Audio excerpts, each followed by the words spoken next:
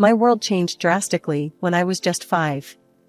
Dad had passed away from a sudden heart attack, and not long after, Mom decided to remarry. His name was George. He had a rough look and even a rougher way of talking, something that seemed to scare me right from the get-go.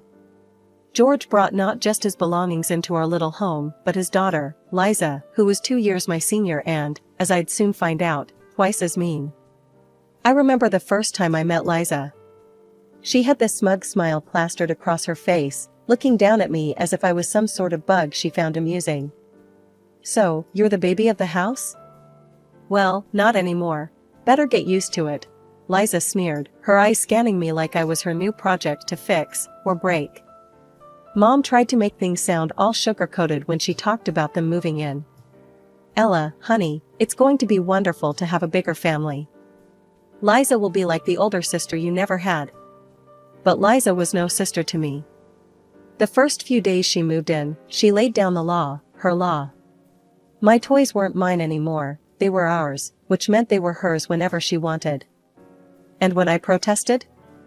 Well, let's just say George didn't like that at all. "Ella, stop being selfish.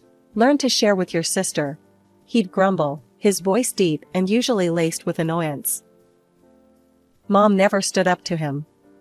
Whenever I went to her, hoping she'd take my side just this once, she'd always have the same old tired lines. "Ella, please. Just try a little harder to get along. For me, okay?" She'd plead, her eyes always looking a bit too tired, a bit too sad. Liza knew she had the upper hand, and she milked it every chance she got.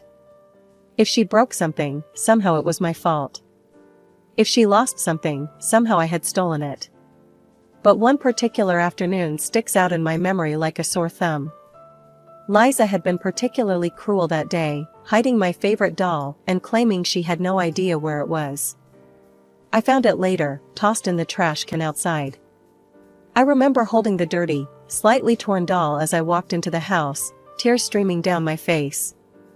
"Look what she did, Mom. Look." I cried, holding up the doll for her to see. Mom glanced at the doll, then at my tear-stained face, and for a moment, I thought she'd finally see my side. But then her eyes shifted towards the living room where George was sitting, watching TV. "Ella, maybe it was an accident. Just let it go, please," she whispered, her voice tense as she glanced nervously towards the living room. Liza just laughed from the doorway, her arms crossed over her chest. "Crybaby," she muttered under her breath, loud enough for me to hear. That night, as I lay in bed clutching the now clean but still ripped doll, I realized that this was my new normal. Liza wasn't going anywhere, and neither was George. And Mom, well, she was there but not really there for me. Things took a sharper turn when Mom announced she was pregnant. I remember feeling a mix of emotions. A little brother or sister could mean someone else on my side, right? Wrong. It just meant more reasons for Mom and George to pay attention to anything but me. Tommy was born on a chilly morning in November. He was a quiet baby, hardly ever cried, but he needed constant attention, as all babies do. Mom was either feeding him, changing him, or trying to catch a few minutes of sleep. And George? Well, he was over the moon about having a son. Liza and I were pushed further to the back burner. But while I felt more isolated, Liza seemed to relish it. It was like she thrived on the chaos, knowing she could get away with anything as the focus wasn't on us anymore. One evening, I was trying to finish some homework at the kitchen table, struggling to concentrate over the sound of Tommy's fussing. Liza waltzed in, dropped her bag on the table, and scattered my papers everywhere. "Hey, I was using those," I snapped, my frustration peaking. "So? Move over, I need the table," Liza retorted, not even looking at me as she started to rummage through her bag. Before I could say anything else, George stormed into the kitchen. "What's all this noise about? Can't you see your mother's trying to get Tommy to sleep?" "Liza's trying to take over the table when I'm still using it," I said, standing my ground despite the knot in my stomach. George's face turned a shade I knew too well, and his voice was even and dangerous. "Ella, stop your complaining and go to your room. Let your sister use the table." "But Dad." "He's not your dad, don't call him that." Liza cut in, her words sharp and biting. That stung more than I expected, and without another word, I grabbed my things and stormed off to my room, slamming the door behind me. I pressed my back against it, sliding down to the floor as I fought back tears. I felt so alone, cornered in a house that no longer felt like home. After that night, I learned to keep my head down. Liza took advantage, of course, always finding new ways to torment me when no one else was looking. George never did anything about it. If anything, he seemed to agree with whatever Liza said, which only made her bolder. Shouldn't you be nicer to me? I mean, we're practically sisters. I once tried to reason with her, hoping to break through her tough exterior. Liza laughed, cold and harsh. We're not sisters. We're not even friends. Remember that. And I did. Every single day that I lived in that house, I remembered. My room became my sanctuary, the only place I felt somewhat safe. But even there, the sounds of a happy family, a family that didn't include me, filtered through the walls, a constant reminder of where I stood. As soon as I finished high school, I knew I had to get out. Staying in that house wasn't an option anymore. It was suffocating, like trying to breathe underwater. So, I moved to the city. It was a fresh start, a chance to be who I wanted to be without anyone hovering over me, dictating what I could or couldn't do. The first few weeks were tough. I remember walking into my tiny studio apartment for the first time, feeling a mix of excitement and terror. It was all on me now. No more Liza, no more George, just Ella, trying to make it on her own. I found a job at a local cafe to pay the bills and signed up for a nail technician course. Nails were something I always loved doing, a creative outlet that let me escape the real world for a bit. The course was tougher than I expected. The instructor, Mrs. Jenkins, was a stickler for perfection. If you're going to do it right, she'd often say, peering over her glasses as she inspected our work. I pushed through, got my license, and started looking for a place to set up shop. The perfect spot turned out to be a small room on the ground floor of an old building. It wasn't much, but it was mine. The landlady, Mrs. Petrov, was a tough old bird who'd seen it all. When I went to sign the lease, she eyed me skeptically. "You sure you can handle this, girlie? It's a tough business." I met her gaze, my resolve firm. "Yes, Mrs. Petrov. I can handle it." She grunted, handing over the keys. "We'll see. Pay your rent on time and we won't have any problems." Starting my own business was brutal. Money was tight, and there were days I barely made enough to cover lunch. But slowly, word got out. My clients liked my work, and they started bringing their friends.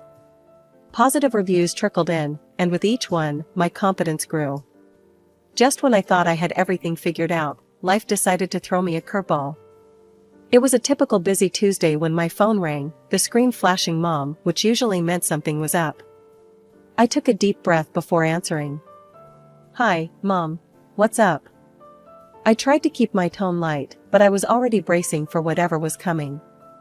"Ella, sweetheart, I hope you're sitting down. I have a favor to ask," Mom began, her voice shaky, which immediately put me on edge. "I'm at work, Mom. What's going on?" I wiped my hands on a towel, stepping into the back room of my salon. "It's about your sister, Liza. She's moving to your city and needs a place to stay, just for a little while, until she finds a job," Mom explained, her words rushing out like she wanted to get it over with as quickly as possible. I felt my stomach drop. "Liza? Mom, are you serious?" There was a heavy sigh from her end.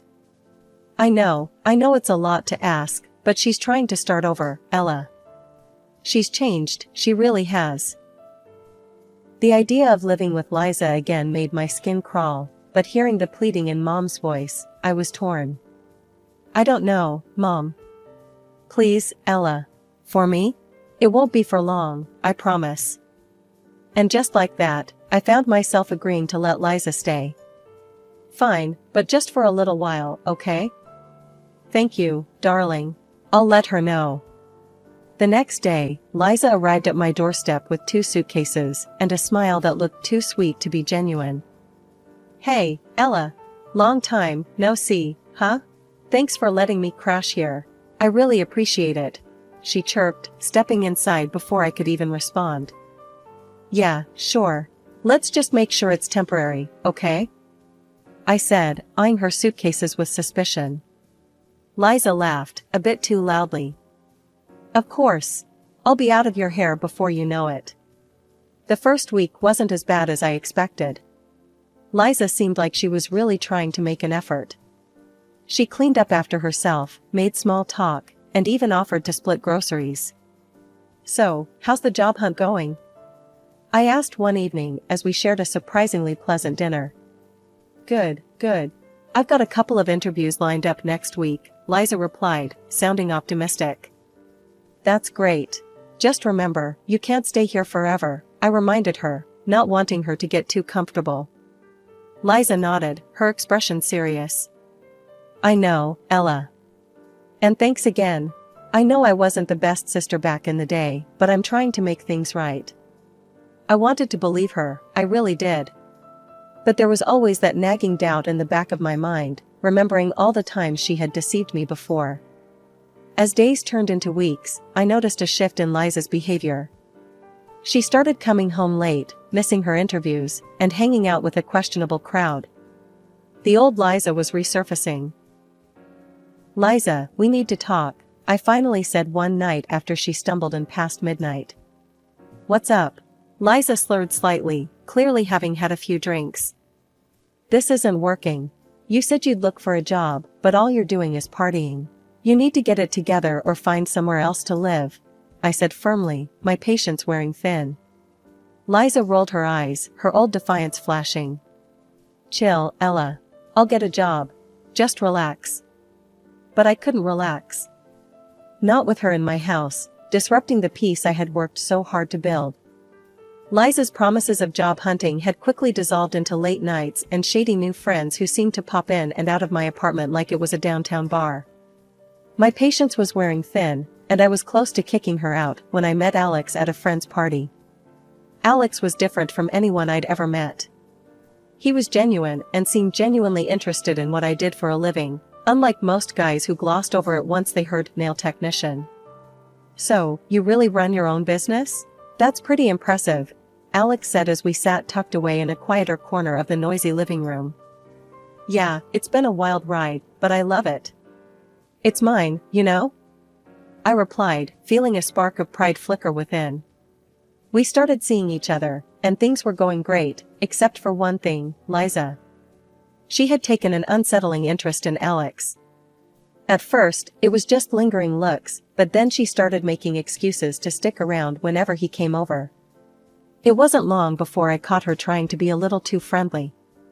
One evening, I came home earlier than usual to find Liza draped a bit too close to Alex on the sofa, laughing at something he said.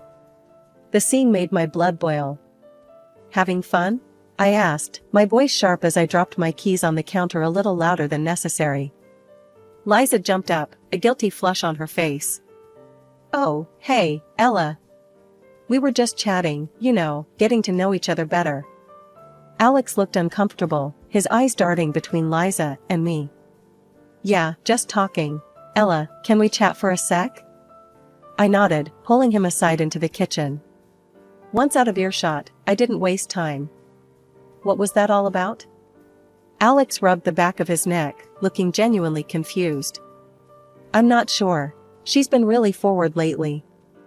I didn't want to say anything. I didn't know how to handle it without making things weird for you. Determined to put an end to it, I confronted Liza later that night. We need to talk, now, I said, standing at the entrance of her room. She looked up, feigning innocence. What's up? You know what? This thing with Alex? It ends now. He's not interested, Liza. Back off. I stated bluntly, my tone brooking no argument. Liza's face twisted into a sneer.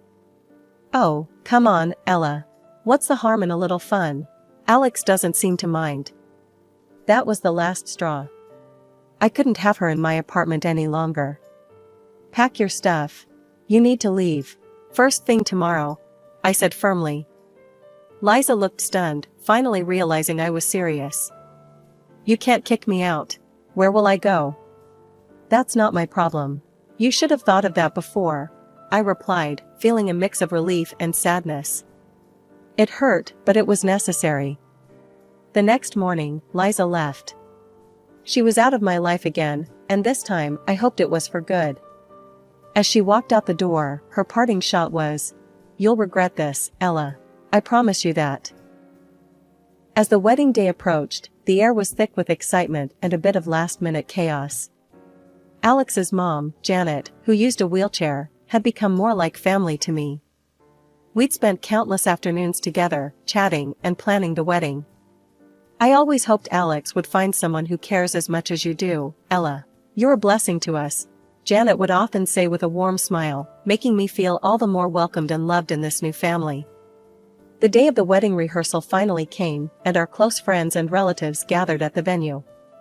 Everyone was buzzing with happiness, everyone except for one, Liza.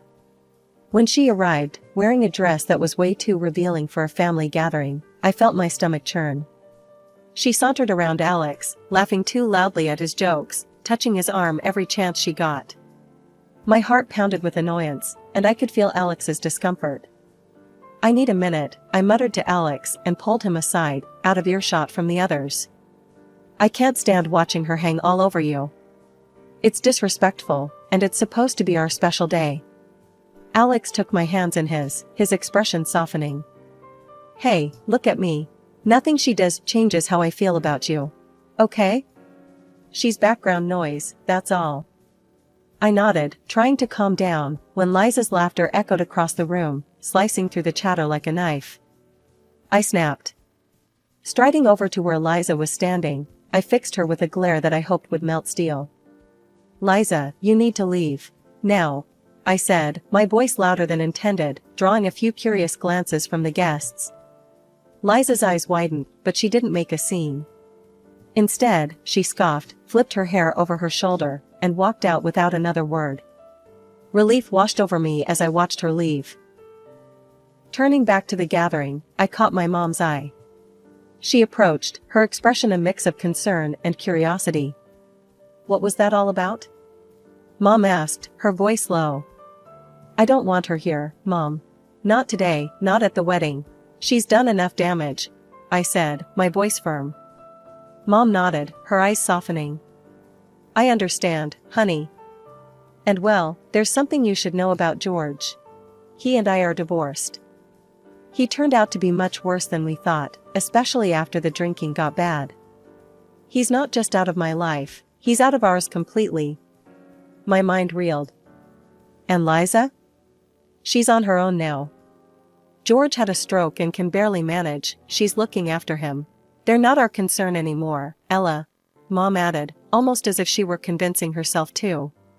The drama was behind us, and all that was left was to look forward to the beginning of a new chapter with Alex, free from the shadows of the past. The first year of marriage had flown by, seemingly perfect, with me setting up a small space in our apartment to continue my nail business. It was an ideal setup. I could work while still being there for Janet, my mother-in-law, who needed daily care due to her disability. Things seemed to be going well, until I started noticing a change in Alex.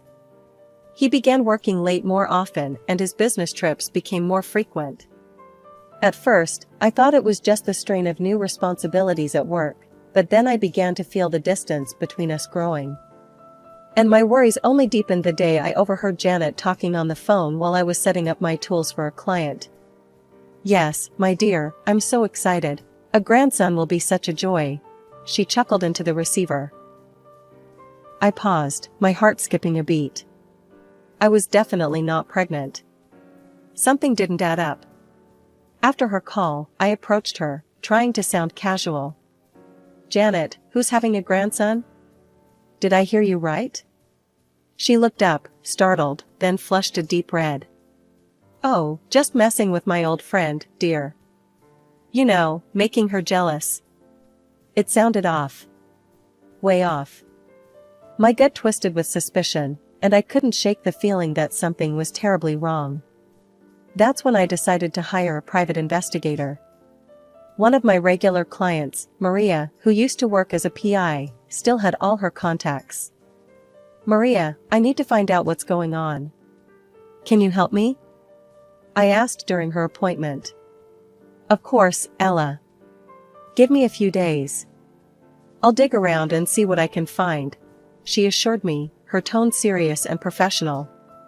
It didn't take long for Maria to get back to me with news that felt like a punch to the gut.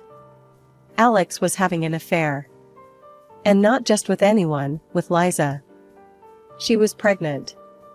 I felt a cold calm settle over me as I processed the betrayal.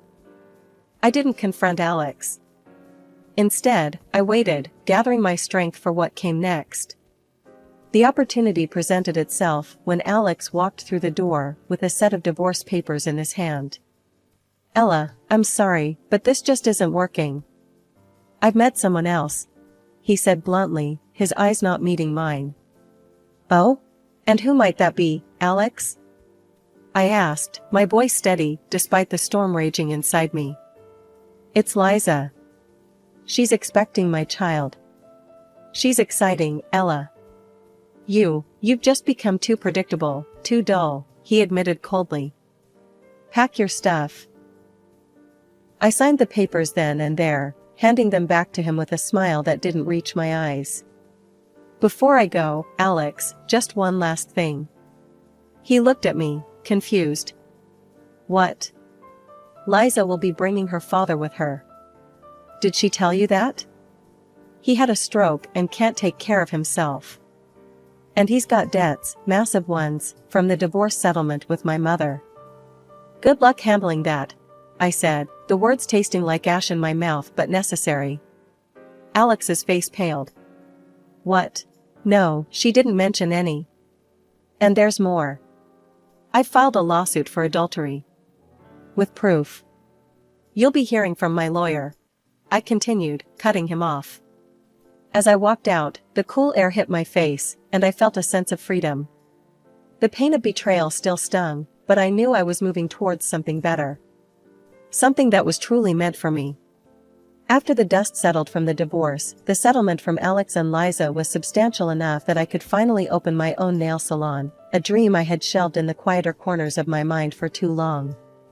The grand opening of Ella's Elegance was a hit. The local newspaper even covered the event, and the community support was overwhelming. I hired a few skilled technicians, and we quickly became a favorite in town for our meticulous work and calming atmosphere. One quiet afternoon, while I was sorting through some inventory in the back, my mom called. I always looked forward to our talks, they were the little moments of peace in my often hectic days. Hi, Mom, what's up?